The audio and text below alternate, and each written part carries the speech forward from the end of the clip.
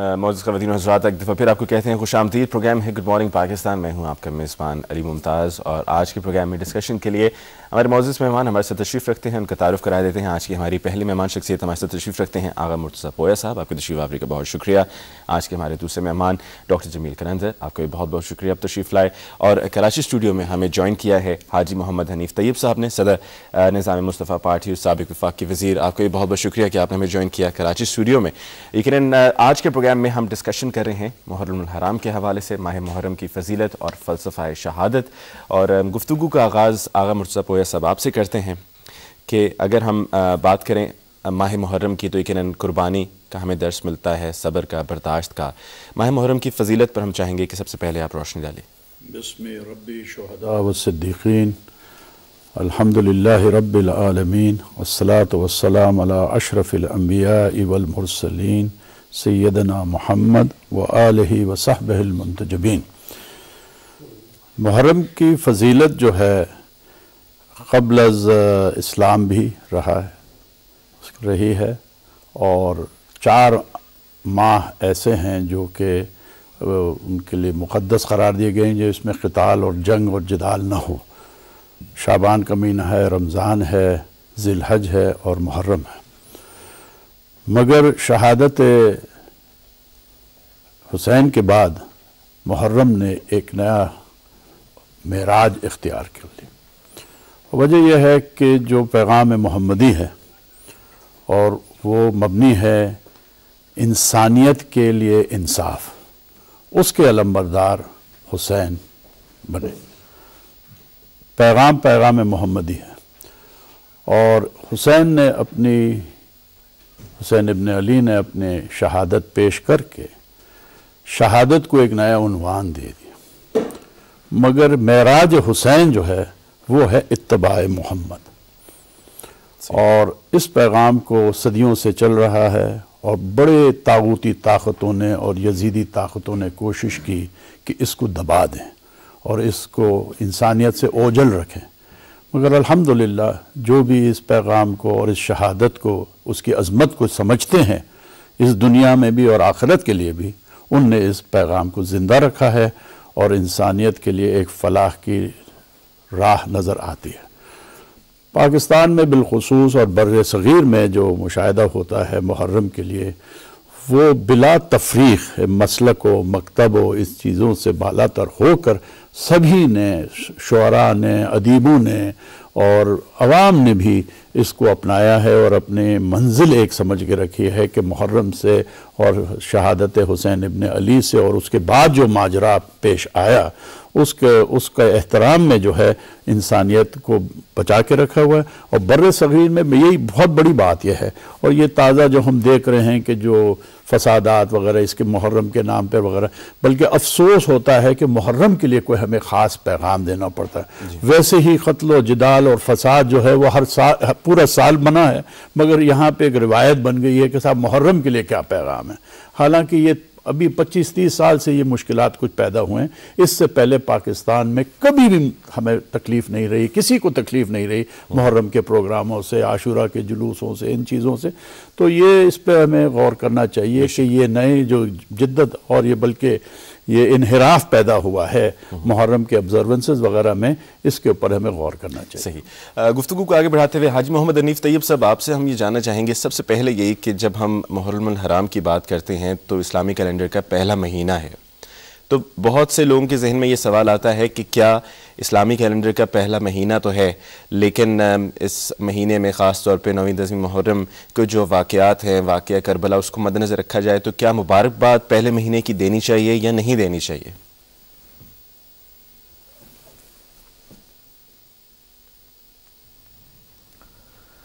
بسم اللہ الرحمن الرحیم، الصلاۃ والسلام علیک یا سیدی یا رسول اللہ وسلم علیک یا سیدی یا حبیب اللہ۔ نئے سال کے آغاز کی مبارکباد اور ایک دوسرے کے ساتھ نیک تمنا اور دعاؤں کا اظہار، یہ تو ایک اچھا مستحب عمل ہے، اس میں کوئی اعتراض کی بات نہیں ہے۔ لیکن دیکھنا یہ چاہیے کہ مہینہ جو پہلا شروع ہو رہا ہے سال کا، وہ ہمیں میسج کیا دے رہا ہے، اور اس میسج کو ہمیں up to the last month ذی الحج کے مہینے تک کنٹینیو کرنا ہے، کیونکہ مہینے کا سال کا پہلا مہینہ اور سال کا آخری مہینہ یہ دونوں قربانی سے عبارات ہیں کہ حق کی سربلندی کے لیے، ایفاء عہد کے لیے اور اصولوں کی پاسداری کے لیے دونوں مہینوں میں قربانیوں کا ہمیں درس ملتا ہے۔ محرم الحرام جس سے ہمارے اسلامی ہجری سال کا آغاز ہوتا ہے، اس کی پہلی تاریخ کو ہی شہادت سیدنا فاروق اعظم ہے، وہ بھی ظاہر ہے کہ ہمیں حق کی سربلندی کی خاطر ایک قربانی کا درس دیتی ہے۔ اور پھر پورے عشرے میں اور خاص طور پر 9 اور 10 محرم میں شہدائے کربلا کی عظیم قربانیوں کو پھر ہم خراج تحسین پیش کرتے ہیں، اور سال کے آخری مہینے میں یعنی ذی الحج میں سیدنا ابراہیم علیہ السلام اور حضرت سیدنا اسماعیل علیہ السلام کی قربانیوں سے ہمیں سبق یہ ملتا ہے کہ زندگی میں کامیابیاں اس کا مقدر ہیں جو اللہ کے نام پر قربانی دینے کے لیے اپنے آپ کو آمادہ اور تیار رکھیں۔ تو جو میسیج ہم دیں عید کے پہلے سال کے شروع ہونے کے پر مبارکباد کا، اس میں ہم ساتھ میں اس کو بھی ڈال دیں کہ ہمیں زندگی میں قربانی دینے کا اگر کوئی موقع آئے تو ذہنی طور پر آمادہ رہنا چاہیے، اس لیے کہ نبی کریم صلی اللہ علیہ وسلم کی بھی بڑی قربانی ہے حضرت حسین رضی اللہ تعالیٰ عنہ کی قربانی کی شکل میں، اس لیے کہ نبی کریم صلی اللہ علیہ وسلم کو معلوم تھا کہ میرے پیارے حسین کے ساتھ کیا ظلم ہوگا۔ وہ اگر دعا کے لیے ہاتھ اٹھا دیتے، یہ فاتح خیبر حضرت علی رضی اللہ تعالیٰ عنہ کو بھی علم تھا کہ میرے لخت جگر کے ساتھ کیا ہوگا، یہ خاتون جنت سیدہ فاطمہ الزہرا رضی اللہ تعالیٰ عنہا کو بھی علم تھا کہ میرے بیٹے کے ساتھ کیا ہوگا۔ یہ وہ عظیم ہستیاں ہیں کہ جو صرف ہاتھ بھی اٹھا دیتی تو ان کو شاید اس آزمائش سے ٹال دیا جاتا، لیکن انہوں نے ہمیں سبق دیا کہ اگر بالفرض زندگی میں آزمائش لکھی ہوئی ہے تو پھر صبر کے ساتھ، شکر کے ساتھ، استقامت کے ساتھ یہ وقت گزارا جائے تو یقیناً بہت سارے لوگ میسیج بھیجتے ہیں، تو میسیج بھیجنے میں گڈ وشز کے ساتھ استقامت کا اور حق کی سربلندی کے لیے جد و جہد کا میسیج دیں تو یقیناً زیادہ کارآمد اور مفید یہ کمیونیکیشن ہوگا۔ بالکل صحیح۔ ڈاکٹر جمیل کرندے صاحب، آج کے دور میں ہم یقیناً زندگی کے جھمیلوں میں اس طرح سے کھو گئے ہیں کہ بہت سی ایسی انفارمیشن ہے، بہت سی ایسی معلومات ہیں جن سے ہم افسوس کے ساتھ محروم ہیں، یا ہم تک وہ معلومات صحیح طریقے سے کنوے نہیں ہوئی ہیں، ہمیں اس کا صحیح طریقے سے مفہوم معلوم نہیں ہے۔ آپ یہ بتائیے گا کہ فلسفہ شہادت صحیح معنوں میں ہے کیا؟ بڑا اچھا سوال کیا آپ نے۔ دراصل شہادت کا معنی ہے آبزرویشن اور وٹنس، اور شہادت وہی چیز ہے جو علم کی سر بلندی، جو بلند ترین نقطے کو شہادت کہتے ہیں۔ شہید کا مطلب ہے آبزرور، شاہد، مشاہدہ۔ جب انسان کسی حقیقت کا مشاہدہ کرتا ہے تو اس کے لیے پھر تن من دھن قربان کر دیتا ہے، اور وہ قربانی بھی یہ آبزرویشن کے سلسلے میں آتی ہے کہ اس نے اس حق کو دیکھا، سچائی کو دیکھا، تو اس نے اپنے تن اور اپنی جان اور اپنی مال و منال کی کوئی پرواہ نہیں کی۔ یہ دراصل وہ امپیریکل ٹیسٹ ہے جو انسان دیتا ہے ایک میدان میں، اور اس کا یہی میسیج ہے کہ کچھ حقائق ایسے ہیں جو قرآن کریم کے اندر ہیں اور جو اس پورے نظام کے اندر ہیں کہ جو اسلام ہے، اور اس میں وہ حقائق جو ازلی اور ابدی ہے تمام کتابوں اور صحیفوں میں آئیں، جس طرح کہ ہمارے پویا صاحب نے فرمایا۔ تو ان حقائق کے ادراک کے نتیجے میں جو تیقن اور یقین پیدا ہوتا ہے، اور یقین اور تیقن کے نتیجے میں انسان جب تیار ہوتا ہے اس گواہی کے لیے، تو یہ فلسفہ شہادت ہے۔ ایک پہلو ہے۔ دوسرا پہلو یہ ہے کہ دراصل جب ابراہیم علیہ السلام نے خواب دیکھا، اور خواب میں یہ کہ یا بنیا انی ارا انی اذبحک، میں دیکھتا ہوں کہ ہم آپ کو ذبح کر رہے ہیں، تو صاحبزادے نے کہا کہ یا ابتی افعل ما تؤمر ستجدنی انشاءاللہ من الصابرین، اے میرے باپ وہ کیجیے جس کا آپ کا حکم دیا جا رہا ہے، آپ مجھے صابر پائیں گے۔ تو صاحبزادی کی طرف سے صبر کا اظہار۔ یہ واقعہ آپ کو معلوم ہے کہ جب اس نے کمپوٹی کے بل لٹا دیا اور وہ تیار ہو گئے اس کے ذبح کے لیے، تو آواز آئی کہ یا ابراہیم صدقت رویا، اے ابراہیم تو اپنے خواب میں سچا تھا۔ پھر مان بعد یہ الفاظ ہیں کہ وَفَدَيْنَاهُ بِذِبْحٍ عَظِيمٍ، ہم نے اسماعیل کی گردن کو چھڑایا، آزاد کیا، ایٹون کیا، ریڈیم کیا ایک بہت بڑے ذبح کے عوض. یعنی اس کو مفت وہ نہیں کیا اس کی گردن کو، بلکہ وہ ایک بہت بڑے عظیم ذبح جو آئندہ جو ہے وہ متحقق ہونے والا تھا حضور صلی اللہ علیہ وسلم کی ذریت میں سے، اور وہ بھی ابراہیم کی ذریت تھی. ابراہیم نے خواب دیکھا اسماعیل کے بارے میں، لیکن وہ کہا گیا کہ خواب تو سچا تھا لیکن اس سے مراد اسماعیل نہیں ہے، اس سے مراد یہ ہے آپ کی ذریت میں سے ایک اور صاحبزادے جس کا نام امام حسین ہے. اگر اسماعیل ذبح ہوتے ابراہیم کے ہاتھوں تو پھر جناب سید الوجود حضور پر نور کا ظہور نہ ہوتا اور پورا سلسلہ نہ چلتا. تو اس سلسلے کے اجرا کے لیے اسماعیل کو سپیئر کیا گیا تاکہ اس کی ذریت آگے بڑھے، محمد صلی اللہ علیہ وسلم کا ظہور ہو، اور پھر جو ہے وہ 72 تن جو ہے اس کے لیے وہ ہو گئے.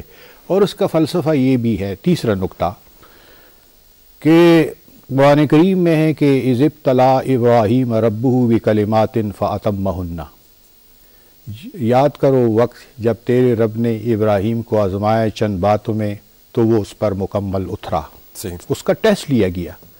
تو مان بعد کہا کہ انی جاعلک للناس اماما، اے ابراہیم میں تمام بشریت اور انسانیت کے لیے آپ کو امام بنانے والا ہوں. تو آپ نے کہا ومن ذریتی، کیا میری ذریت میں سے یہ امامت چلے گی؟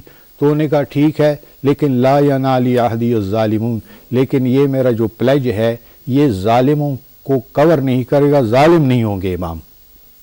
تو آگے چل کے پھر اس کام کے لیے جو امامت ہے وہ جناب سید الشہداء کے اس میں آئی، کیونکہ اس نے وہ عظیم قربانی دی کہ جو قربانی ابراہیم نے خواب میں دیکھی اور جس کا تحقق اور اس کی ریئلائزیشن جناب امام حسین اور 72 تن کی شہادت کے سلسلے میں سامنے آئی. صحیح. اور وہ یہ تھی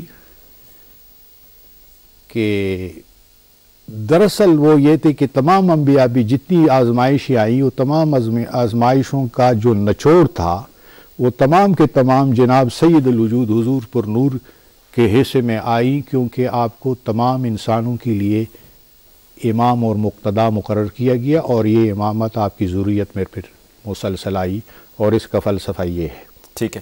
آغا مرتضیٰ پویا صاحب، یقیناً ہم اپنی زندگی کے تمام مسائل کے لیے، ان کے حل کے لیے ہم اپنے مذہب کی طرف رجوع کرتے ہیں، وہاں پر حل تلاش کرتے ہیں.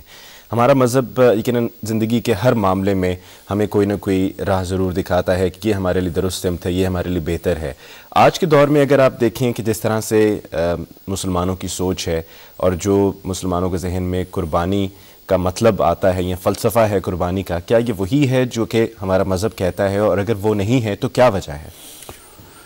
دیکھیں، انسانیت مسلمانوں میں ہو یا غیر مسلموں میں ہو، انحراف تو بے تحاشا ہو چکا ہے عملی زندگی میں، اور بہت ہی قلیل تعداد ہے جو سرشار ہے تقوی سے، ایمان سے سرشار ہیں.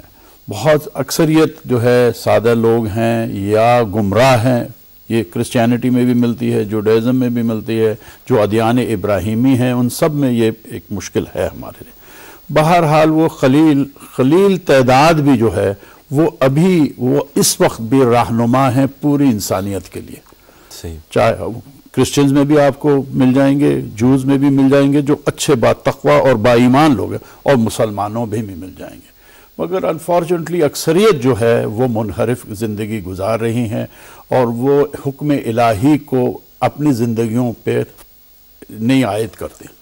تو ہماری ساری جو کوشش ہے، پوری کوشش ہے، ڈاکٹر صاحب نے جو بات کی ہے، حنیف طیب صاحب نے جو بات کی، یہ ساری کوشش ہماری یہی رہنی چاہیے انسانیت کو ایک توفیق الہی کے تابع جو ہے اس کو رکھے اور حکم الہی کو مانے. یعنی مسلمان پر 3 احکام واجب ہیں: ایک اطاعت الہی، ایک اتباع محمد، اور تیسری مودت آل محمد. یہ 3 احکام واجب ہیں.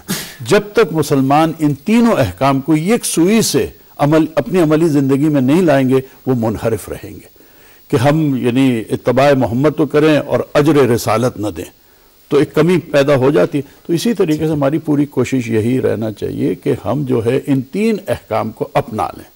اور مسلمانوں کی تاریخ جو ہے وہ ایک رباعی ہے خواجہ اجمیری کی، جو پوری مسلمانوں کی تاریخ کو وہ جو ہے کیپچر کرتی ہے۔ سنگین دلاں کہ سبت نبیرہ بکی کشند، دعوی دین کنند و خداوند دین کشند، قرآن کنند و حفظ و تاہا کشند بتیغ، یاسین کنند و حرز و امام مبین کشند۔ یہ انحراف جو ہے یہ مسلمانوں کی تاریخ انفارچونیٹلی بن چکی ہے، اور طاغوتی طاقتیں جو ہیں اور یزیدی طاقتیں جو ہیں وہ مسلمانوں کے اذہان پر جو ہے وہ حاوی رہیں۔ اب ساری کوشش پچھلے 200 سال سے ہم یہ دیکھ رہے ہیں کہ ایک نئی کوشش، ایک نئی جدت پیدا ہو رہی ہے کہ مسلمان جو ہے اپنی جو احکامات الہی ہیں، اطاعت الہی ہے، اتباع محمد ہے، اور مودت آل محمد کو اجاگر کریں اپنی عملی زندگیوں میں۔ پھر آپ دیکھیں گے کہ کتنا فرق پڑ جائے گا مسلمانوں کے شان و شوکت میں، اور ان کی عاقبت کتنی درست ہو جائے گی۔ صحیح۔ گفتگو کو آگے بڑھاتے ہوئے حاجی محمد حنیف طیب صاحب، یہ بتائیے کہ یہ سب سمجھنے کے لیے جو اب تک ہم نے پروگرام میں ڈسکس کیا ہے، یہ ذمہ داری کس پر عائد ہوتی ہے؟ کیا یہ ذمہ داری صرف علماء کی ہے، یا علماء ہی نہیں باقی بھی جو مختلف سوسائٹی کے لوگ ہیں، یا جس طرح سے سبھی انڈیویجولز کو انفرادی طور پہ بھی خود بھی کوششیں کرنی چاہیے اور کسی اور دوسرے پر ڈیپینڈ نہیں کرنا چاہیے کہ وہ ان کو سمجھائیں گے یا ان کو تاکید کریں گے یا ان تک مطلب جو ہے وہ واضح کریں گے؟ کس کی ذمہ داری ہے؟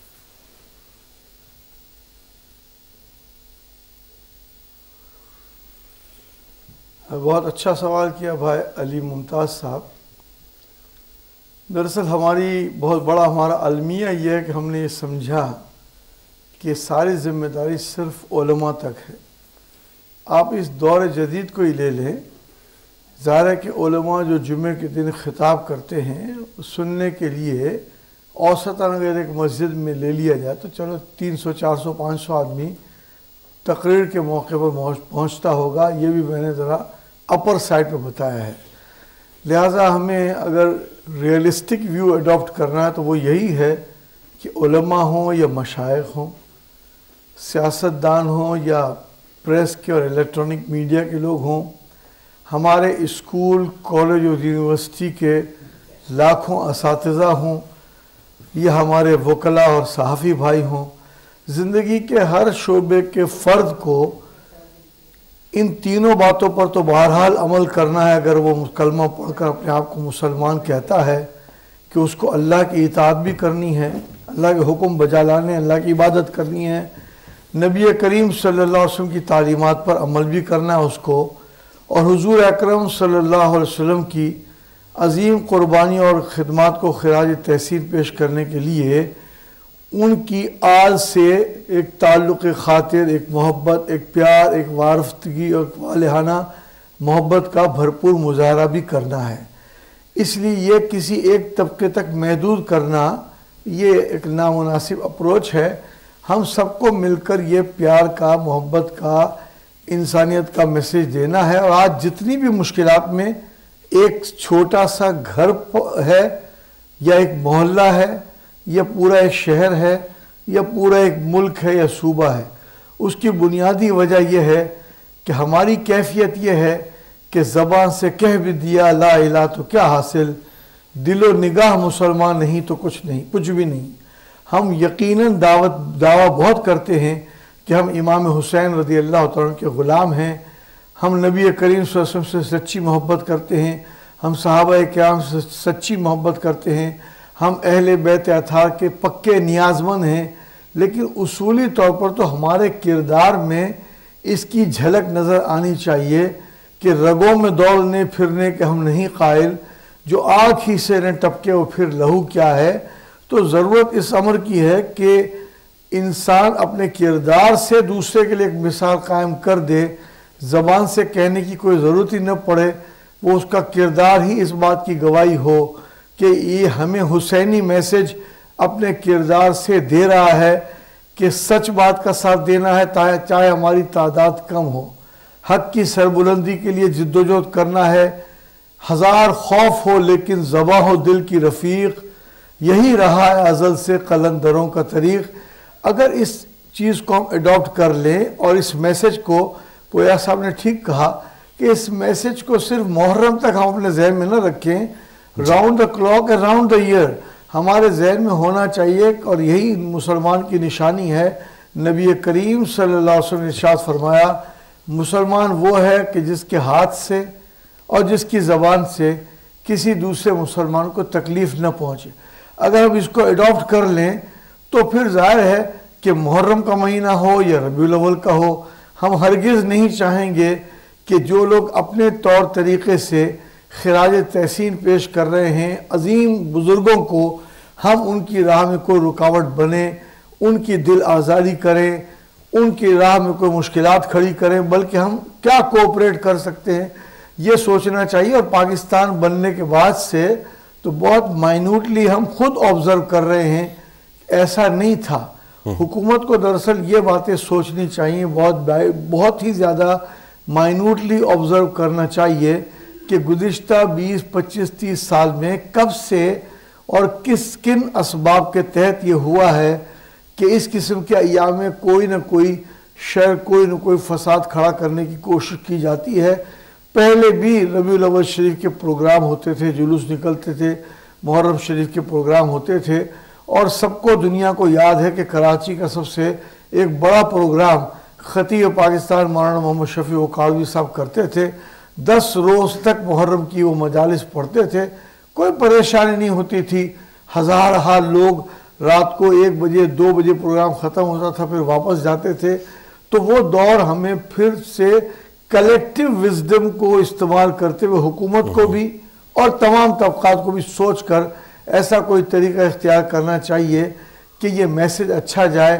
آپ نے بڑے اچھے لنکیجز 23 دسمبر کے بتائے، لیکن آپ سوچئے کہ محرم کے حوالے سے تو یہ ایک ایسا اللہ تعالیٰ نے ہمیں ایک ایسا لنک دیا ہے کہ ہر سال اگر ہم بھول بھی گئے ہوں کہ کتنی عظیم قربانی نبی کریم صلی اللہ علیہ وسلم کے اس نواسے نے دی، کہ جن کو نبی کریم صلی اللہ علیہ وسلم چومتے بھی تھے، جن کو سونگتے بھی تھے، جن کو پیار بھی کرتے تھے، جن کے بارے میں کہتے تھے میں حسین سے ہوں، حسین مجھ سے ہیں، اس نسبت سے لیکن اس عظیم شہزادے کو اتنی بڑی قربانی دینی پڑی۔ تو ہمارے لیے کیا سبق ہے؟ ہمارے لیے سبق یہ ہے کہ ہمیں چھوٹی سی قربانی دینی پڑ جائے، اولاد کی صورت میں، مال کی صورت میں، کسی اور فصل کی صورت میں، کسی اور معاملے میں، تو ہم صبر کا راستہ اختیار کریں۔ بدقسمتی سے اس ٹینشن کے ماحول میں یہ سبق سیکھنے اور دیگر معاملات کا تو معاملہ پس منظر میں چلا گیا۔ ساری کوشش یہ ہوتی ہے کہ کسی طرح یہ 12 محرم تک کے پروگرام خیر و خوبی سے نکل جائیں، اور نکل جانے چاہیے۔ شب و روز ہمیں محنت بھی کرنی چاہیے، دعا بھی کرنی چاہیے۔ صرف حکومت کی اکیلے ذمہ داری نہیں ہے، صرف انتظامیہ کی ذمہ داری نہیں ہے کہ وہ اس سلسلے میٹنگیں بلائے، لیکن ہماری ذمہ داری بھی ہے کہ ہم واچ فل رہیں۔ ہمارے اطراف میں کوئی مشکوک آدمی تو نہیں گھوم رہا ہے، کسی کے گھر میں کوئی مشکوک سرگرمیاں تو نہیں ہو رہی ہیں۔ ان تمام چیزوں کو واچ فل رہ کر کے سب سے پہلے محرم کے مہینے میں بھی اور اوور آل بھی ہمارے ملک میں جو اس قسم کے واقعات دہشت گردی کے ہو رہے ہیں، کیا قصور تھا بیچارے ان پریس کلب والوں کا جو پشاور میں کل بیٹھے تھے اور 3 اس میں سے افراد شہید ہو گئے۔ تو اس میں اس پورے معاشرے کو صرف فوج، پولیس وغیرہ کی صرف اکیلے ذمہ داری نہیں ہے۔ Everybody has to be very very watchful. اگر ہم سب ذمہ داری پوری کریں تو یہ گنتی کے مٹھی بھر عناصر پر قابو پایا جا سکتا ہے، اور محرم بھی، ربیع الاول بھی، سفر بھی، سفر کا مہینہ بھی ماشاءاللہ حضرت داتا علی حجویری کے حوالے سے، حضرت مجدد الفسانی کے حوالے سے، اعلی حضرت امام احمد رضا کے حوالے سے تقریبات کا مہینہ ہوتا ہے، اور پھر ربیع الاول شریف بھی پورا مہینہ تقریبات کا ہوتا ہے۔ اس لیے کلیکٹیولی آپ نے بہت اچھا عنوان رکھا ہے، اللہ آپ کو اجر دے، اور تمام الیکٹرانک میڈیا والوں کو اس میں بھرپور ذمہ دارانہ رول کا مظاہرہ کرنا چاہیے۔ لیکن جی آپ نے بجا فرمایا کہ ذمہ داری ہم سب کو نبھانی ہے۔ جمیل قلندر صاحب، کیا یہ لمحہ فکریہ نہیں ہے کہ جس طرح محبت کی بات ہوتی ہے تو ساتھ میں یہ بھی اب کہنا پڑتا ہے کہ سچی محبت، جبکہ محبت تو ہوتی ہی سچی ہے، ساتھ میں کہنے کی ضرورت پیش نہیں آتی ہے۔ اسی طرح سے مسلمان، اور اب ساتھ میں کہنا پڑتا ہے کہ سچا مسلمان یا پکا مسلمان، تو کیا یہ لمحہ فکریہ نہیں ہے؟ بڑا اچھا سوال کیا ہے۔ دراصل یہ ہے کہ جو اسلام کا فلسفہ ہے اور خصوصاً یہ فلسفہ شہادت، اس کو اگر ہم لغوی طور پر اور اصطلاحی طور پر سمجھنے کی کوشش کریں، اس سے پہلے بھی گفتگو ہوئی خصوصاً وہ عید قربان کے حوالے سے کہ حضور صلی اللہ علیہ وسلم سے کسی نے پوچھا، 3 دفعہ پوچھا کہ یا نبی اللہ، یا رسول اللہ، ایو اسلام خیر، کون سا اسلام بہتر ہے؟ 3 دفعہ پوچھا اور 3 دفعہ یہی جواب دیا، اور یہ فرمایا کہ الاسلام و اطعام الطعام، اسلام یہ ہے کہ بھوکے کو کھانا کھلانا ہے، و افشاء السلام، اور امن و سلامتی پھیلانا ہے، علی من عرفت و علی من لم تعرف، ان لوگوں میں بھی جن کو آپ جانتے اور پہچانتے، اور ان لوگوں میں بھی جن کو آپ جانتے اور پہچانتے نہیں ہیں، و اغاثۃ الملفوف والملہوف، اور دکھی انسانیت کی مدد کرنی ہے، مدد کو پہنچنا ہے، و عیادت المریض، اور مریض کی عیادت کرنی ہے، تیمارداری کرنی ہے، علاج معالجہ کرنا ہے، اور پھر لمبی چوڑی فہرست ہے۔ اور اسی طرح ایمان کی جب تعریف کی گئی ہے تو ایمان کے بارے میں حضور صلی اللہ علیہ وسلم فرمائے کہ ایمان کے 72 سے اوپر شعبے ہیں، اور اس کا بالائی شعبہ جو ہے وہ کلمہ شہادت ہے، وہ بھی آبزرویشن ہے، اور زیرین شعبہ یہ ہے کہ اماطۃ الاذی عن الطریق، ہر اذیت دینے والی چیز کو، ہر موذی چیز کو، ہر وہ چیز جو انسانیت اور بشریت کو ایذا دے، وہ انسانیت کی راہ سے ہٹانا ہے، یہی ایمان ہے۔ یہ ایک نقطہ۔ حضور صلی اللہ علیہ وسلم نے ایک جگہ فرمائے کہ 3 دفعہ دہرائے کہ لا یؤمن احدکم، لا یؤمن احدکم، لا یؤمن احدکم، خدا کی قسم تم میں سے کوئی شخص صاحب ایمان نہیں ہے، صاحب ایمان نہیں ہے، صاحب ایمان نہیں ہے، حتی یامن جارہ بوائقہ، یہاں تک کہ اس کے پڑوسی اس کے شر سے محفوظ نہ ہو جائے۔ تو ایمان کا مطلب کیا ہے؟ اسلام کا مطلب کیا ہے؟ ایمان کا مطلب یہ ہے کہ امن و سلامتی دینا، اور اسلام جو ہے اس کا پریکٹیکل پروگرام ہے۔ اگر ہم اس کو سمجھے کہ اسلام اور ایمان کیا ہے تو مسئلہ حل ہو جائے گا۔ ٹھیک ہے۔ اسلام سلم ہے، ادخلوا فی السلم کافہ، تم سب کے سب امن و سلامتی کے اس نظام میں داخل ہو جاؤ، سر سے لے کے پاؤں تک۔ کافہ سے مراد یہ ہے کہ دوسروں کو ظلم و ستم سے روکو اور مکمل داخل ہو جاؤ۔ پھر کہا واللہ یدعو الی دار السلام، اللہ تعالیٰ تمہیں امن و سلامتی کے گھر کے لیے بلاتا ہے۔ اور پھر حج کے موقع پر جب ہم کہتے ہیں لبیک اللہم لبیک ومنک السلام، و تمہاری طرف سے سلامتی ہے، والیک السلام، و تمہاری طرف امن و سلامتی کا پیغام لوٹتا ہے، اور سلامتی سلامتی سلامتی، امن امن امن، یہی ہے۔ اس کو ہم بھول گئے کہ اصل مسئلہ کیا ہے، اس کا فلسفہ کیا ہے۔ اصل میں یہ نہیں ہے دین کے نام پہ۔ ایک دفعہ جو ہے ایک بہت بڑا باہان ہرقل روم کا سردار تھا، سپہ سالار، یہ واقعہ اس کے ساتھ بھی ہو اور ایک اور جگہ ہوا۔ تو وہ اسلامی لشکر کا جب وہاں گیا اس سے کرنے کے لیے، جنگ کے لیے، تو وہاں امن و سلامتی کا وہ ہوتا ہے کہ پہلے نیگوشیشن ہو۔ تو وہ سپہ سالار نے پوچھا کہ اے عربو، تم کس چیز نے تمہیں ہمیں طرف وہ کر دیا کہ تم ہماری طرف آ جاؤ؟ تو اس نے بہت عجیب جواب دیا۔ وہ جواب یہ دیا کہ بعثنا اللہ، ہمیں اللہ تعالیٰ نے مبعوث کیا ہے، لنخرج عباد اللہ من عبادت العباد، کہ اللہ تعالیٰ کے بندوں کو انسانوں کے بندوں کی بندگی سے نکال دے، وَلِنُخْرِجَهُم مِّن ظُلْمِ الْأَدْيَانِ، اور دین کے نام پہ ظلم کیے جانے والے سسٹم سے ہمیں نکال دے ان کو، ظلم الادیان الی عدل اسلام، اسلام کے عدل کی طرف، وَلِنُخْرِجَهُم مِّن ضِيقِ الدُّنْيَا إِلَىٰ سَعَةِ الْآخِرَةِ، اور ان کو دنیا اور میٹیریلزم کے تنگنائی سے نکال کر آخرت اور روحانیت کی وسیع فضاؤں میں لے جائیں۔ تو یہی اسلام کا ہے، اور اسے زیادہ کیا ہے جی؟ باقی تو درد سر ہے۔ اور یہ اس وجہ سے ہے کہ ہم نے اسلام کو العلم نہیں سمجھا، اس کو عقیدہ سمجھا۔ اسلام عقیدہ نہیں ہے، اسلام علم ہے، حقائق کا ایک نظام ہے جس طرح سائنس میں سائنسدان آپس میں لڑتے نہیں ہیں، جھگڑتے نہیں ہیں، کسی فزکس نے فزک یا کیمسٹری یا کسی بھی میتھمیٹکس کے اس میں سسٹم میں کوئی آپس میں وہ چپ کلش نہیں ہے، نہ جنگ و جدل ہے. یہ کیوں؟ یہ علوم ہیں، امپیریکل سائنسز ہیں جن کی بنیاد آبزرویشن اور مشاہدے پر ہے. اور یہی جب آپ کہتے ہیں اشہد و I say I bear witness to the fact کہ کوئی الہ نہیں ہے مگر اللہ اور یہ کہ محمد اس کے رسول ہیں، تو پھر اس کا مطلب ہے کہ it is just like a science. جب آپ اس کو سائنس مانتے ہیں تو اس میں پھر لڑائی جھگڑے کا کیا وقت ہے؟ اللہ تعالیٰ رب العالمین ہے، حضور صلی اللہ علیہ وسلم رحمت للعالمین ہے، اور اس کا میسج ذکر للعالمین ہے. تو اتنی وسیع کینوس ہے اسلام کا، تو پھر اس میں یہ جو ہے یہ تو جہالت کے وہ ہے سلسلے ہیں. صحیح.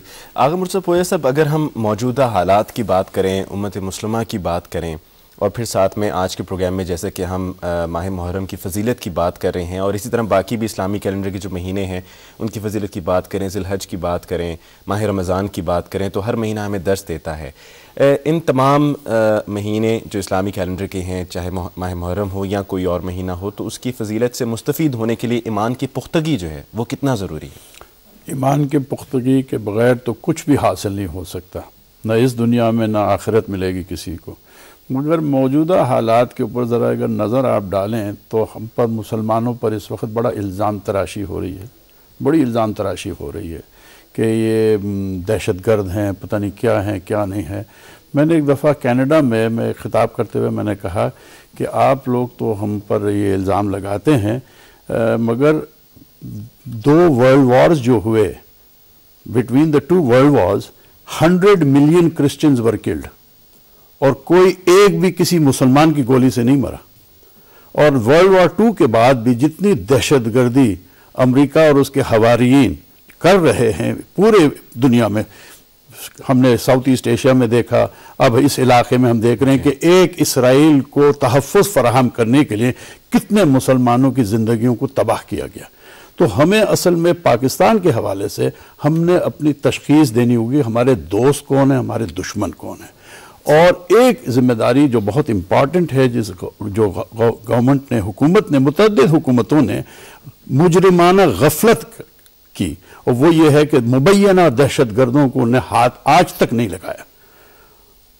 اور اس پہ جو ہے کوئی 2 ماہ پہلے جو ہے سابق ڈی جی ISI تھے پرویز اشرف قاضی صاحب، انہوں نے کہا جی پہلے تو امام بارگاہوں پر حملے ہوتے تو کسی کو تکلیف نہیں ہوئی، پھر سنیوں کے مساجد پر حملے ہونے لگے، کوئی کسی کو تکلیف نہیں ہوئی. اب جب دہشت گردوں نے اپنا رخ موڑ لیا ہے فوج کی طرف، اب ان کو بڑی تکلیف ہے. ٹھیک ہے، جیسے کہ آپ نے کہا کہ ایمان کی پختگی کے بغیر تو کچھ ممکن نہیں ہے، تو ایمان کی پختگی کے لیے ہمیں سب مسلمانوں کو بحیثیت انفرادی طور پہ اور کلیکٹیولی کیا کرنا ہوگا؟ جو صبر کا مظاہرہ مسلمان اس وقت کر رہے ہیں، جو دہشت گردی کے شکار ہیں اور جوابی کارروائی نہیں کر رہے ہیں، وہ بہترین ایمان کی پختگی کا مظاہرہ ہے. اور یہ جیسے آپ نے کہا کہ انڈیویجولی بھی ہمیں یہ کرنا پڑے گا اور کلیکٹیولی بھی. اور یہی سبق ہے کربلا کے، صبر. جب آپ کے پاس طاقت ہو، جوابی کارروائی کر سکیں، انتقام لے سکیں، اور اس سے صبر سے جو ہے گزار لیں. اور یہی امام حسین نے کیا کہ جب شدت جنگ اپنی شدت اختیار کر چکی، اپنے ذوالفقار کو اپنے نیام میں رکھ دیا. یہ ہے سبق کربلا کا. بالکل. حاجی محمد حنیف طیب صاحب، ماہ مبارک اگر ہم بات کر رہے ہیں جیسے کہ ماہ محرم کی، تو اس میں یقیناً ہر مہینے میں مسلمان پورا سال عبادت کرتے ہیں، کیونکہ اس دنیا میں جو ہم وقت گزار رہے ہیں وہ تو فانی ہے. آخرت کی تیاری ہے سب کو، اور آخرت کو سنوارنے کی سبھی کی کوشش ہے، سبھی کی خواہش ہے. تو یہ بتائیے کہ کس طرح سے عبادت کی جائے ماہ محرم میں کہ اپنی آخرت کو سنوارا جائے اور اپنی زندگی کو بہتر بنایا جائے اور ایک بہتر مسلمان کے طور پہ سامنے آیا جائے؟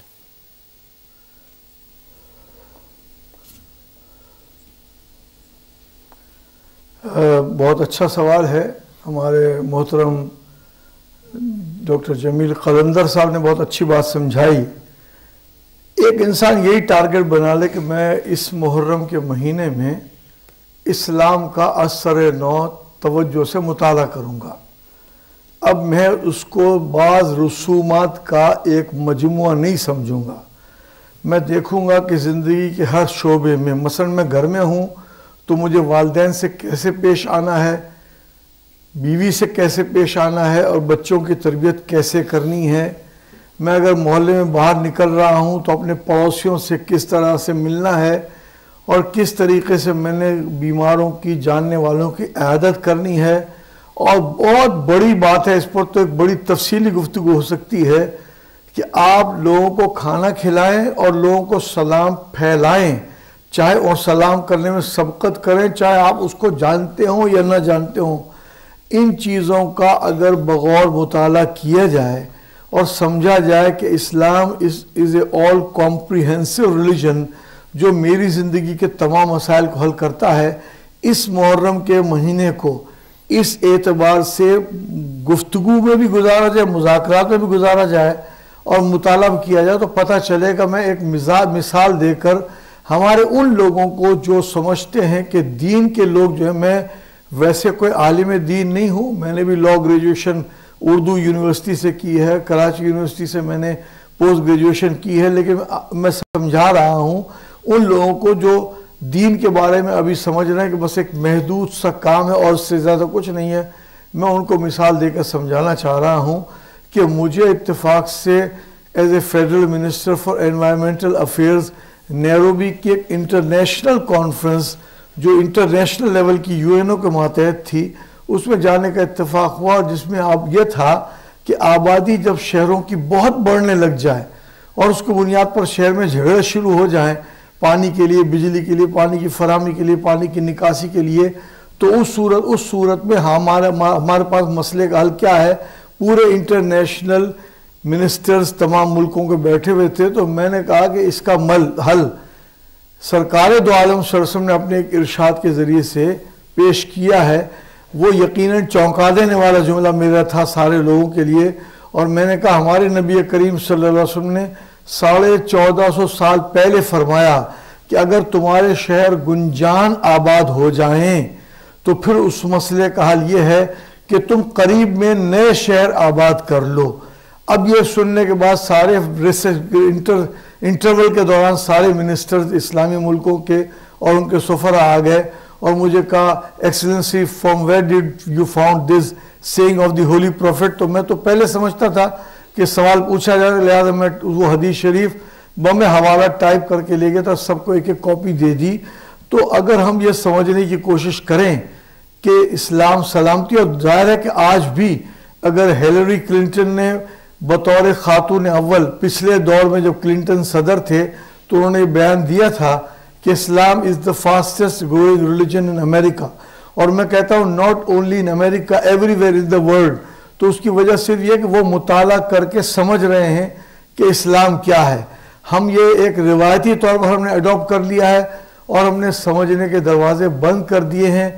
آج کے اس محرم کے مہینے میں آپ کے اس پروگرام کے ذریعے ہم یہ عہد کر لیں کہ ہم اس مہینے میں زیادہ سے زیادہ مطالعہ کر کے یا علماء کے ساتھ بیٹھ کر یا گفتگو کر کے یا ان ہمارے اسکالرز کے جن کو آپ نے اسلام آباد میں آپ کے ساتھ بیٹھے ان کے ساتھ بیٹھ کر بات کریں گے تو بہت کچھ سمجھ میں آ جائے گا اور انسان بن جائے گا. چونکہ یہ ایک اہل بیت اطہار کا مہینہ ہے اور بات ہوئی تو میں ایک مثال دے کر عرض کر رہا ہوں، کاش کہ یہ مثال اسکول میں، کالج میں اور یونیورسٹی میں پڑھائی جائے. حضرت علی رضی اللہ تعالیٰ سے ان کے رفقا نے پوچھا کہ بزرگوں کا ہم بھی احترام کرتے ہیں، آپ بہت زیادہ احترام کرتے ہیں، بچوں پر شفقت ہم بھی کرتے ہیں، آپ بہت زیادہ شفقت کرتے ہیں، تو ہمیں وجہ سمجھا دیجئے. تو یہ بہت توجہ طلب بات ہے اور بار بار یاد کرنے اور سوچنے کی بات ہے. حضرت علی رضی اللہ تعالیٰ نے فرمایا جو مجھ سے عمر میں بڑے ہیں میں ان کا بہت زیادہ احترام اس لیے کرتا ہوں کہ انہیں اسلام پر عمل کرنے کا مجھ سے زیادہ موقع ملا ہے، ان کی نیکیاں زیادہ ہوں گی، میں ان کا ادب کرتا ہوں. نیچرل سپلیمنٹری کوشچن یہ تھا کہ پھر چھوٹوں پر شفقت کیوں کرتے ہیں؟ ابھی تو بہت چھوٹے ہیں، انہوں نے تو زیادہ نیکیاں نہیں کی ہیں. تو حضرت علی رضی اللہ تعالیٰ نے فرمایا یہ چھوٹے ہیں، ابھی تو انہوں نے گناہ ہی نہیں کیے ہیں، اس لیے میں ان پر شفقت زیادہ کرتا ہوں. تو یہ پازیٹیو اپروچ اگر آج اس محرم اپنے اندر ہم پیدا کر لیں تو پھر میری زبان سے اور میرے ہاتھ سے نہ کسی پڑوسی کو تکلیف پہنچے گی، نہ کسی اور پاکستانی کو. حاجی محمد حنیف طیب صاحب آپ نے بالکل صحیح بجا فرمایا کہ پازیٹیو اپروچ کو اپنانا ہوگا، اور اسی نوٹ پر ہم آج کے پروگرام کو بھی ختم کرتے ہیں. لیکن پروگرام کے اختتام کی جانب ہم آپ کے لیے شامل کرتے ہیں جی کارٹونز، اور آئیے آپ کو دکھاتے ہیں کہ آج کے نیوز پیپر میں کون سا کارٹون ہے جو کہ آج ہم نے آپ کے لیے سلیکٹ کیا ہے. یہ جو بجلی کی نئی قیمتیں اور اس کے تناظر میں کارٹون ہے، اور ایک طرف وزارت ہے اور دوسری طرف عوام ہے، اور عوام جو ہے وہ پریشان ہے اور مشکل میں ہے بجلی کی نئی قیمتوں کی وجہ سے. آج کا جی ہمارا ایک ہی کارٹون اور ہمارے ایک ہی کارٹونسٹ ہے جو کہ ہم نے شروع میں ذرا سسپینس کریٹ کیا تھا کہ آج ہمارے سے ہیں بھی یا نہیں. اچھا میں یہ ابھی سمجھ رہا تھا کہ آپ مجھے بھول گئے، لیکن میں آپ کو نہیں بھولا. یہاں پہ میں نے NRO قرضے معاف کرانے تعداد لکھی ہے لوگوں کی، اتنی زیادہ جا رہی تھی. قرضے معاف کرانا 19,000 سے زیادہ ہیں. پھر نیب سے جو مطلوب ہیں، خزانے پر جو بوجھ بنے ہوئے ہیں، سہولتیں لینے والے بینک ڈیفالٹرز بھی ہیں، آپ تو خود بینکر رہ چکے ہیں، یوٹیلیٹی بل والے، ECL والے. تو وہ دو فقیر کھڑے کہہ رہے ہیں کہ پوری قوم ہی اس میں ہے، تو شکر ہے ہمارا اس میں نام نہیں، ہم بچے ہوئے اس میں. موضوع شہزاد آپ کا بہت بہت شکریہ کہ آپ نے بینکر کہا، ساتھ میں ڈیفالٹر نہیں کہا. تھینک یو ویری مچ جی. اس کے ساتھ ہی آج کے پروگرام کا وقت بھی ختم ہوا چاہتا ہے. ہم نے معزز مہمانوں کا ہم شکریہ ادا کیے دیتے ہیں. حاجی محمد حنیف طیب صاحب ہمارے ساتھ کراچی اسٹوڈیو میں، تو ان کا بہت شکریہ. آغا مرتضیٰ پوری صاحب آپ کا بہت شکریہ، اور ڈاکٹر جمیل کلندر صاحب آپ کا بھی بہت شکریہ.